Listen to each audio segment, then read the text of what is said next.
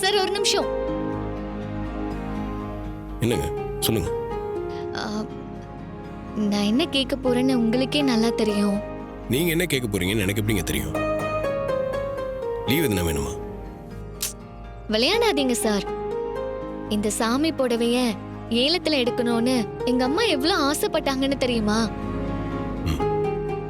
உங்க அம்மா ஆசைப்பட்டாங்கன்னா அதுக்கு நான் என்னங்க பண்ண முடியும்? சரிங்க, எனக்கு கொஞ்சம் வேலை இருக்கு, நான் கிளம்புறேன். சார் சார் சார் இருங்க சார். இந்த புடவைய என் கல்யாண நலங்குக்காக ஏலத்துல எடுக்கலான்னு ஆசையா இருந்தோம்.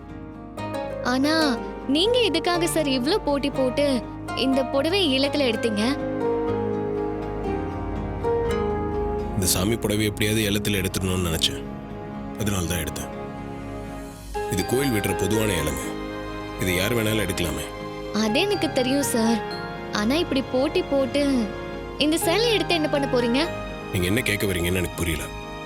இல்ல சார், நீங்க கல்யாணம் பண்ண போற பொண்ணுக்கு இத பரிசா கொடுக்க போறீங்களோன்னு நினைச்சேன். இந்த புடவை யாருக்கு போகணும்னு இருக்கோ அவங்ககிட்ட போய் சேர்ந்துரும்.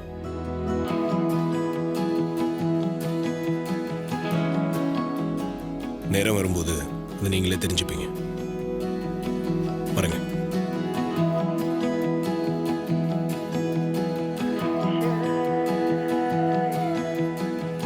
ஏய், எதுக்கு புடவை அவளை போட்டி போட்டு எடுத்தீங்கன்னு கேட்டியா? ஆமா கேட்டேன்.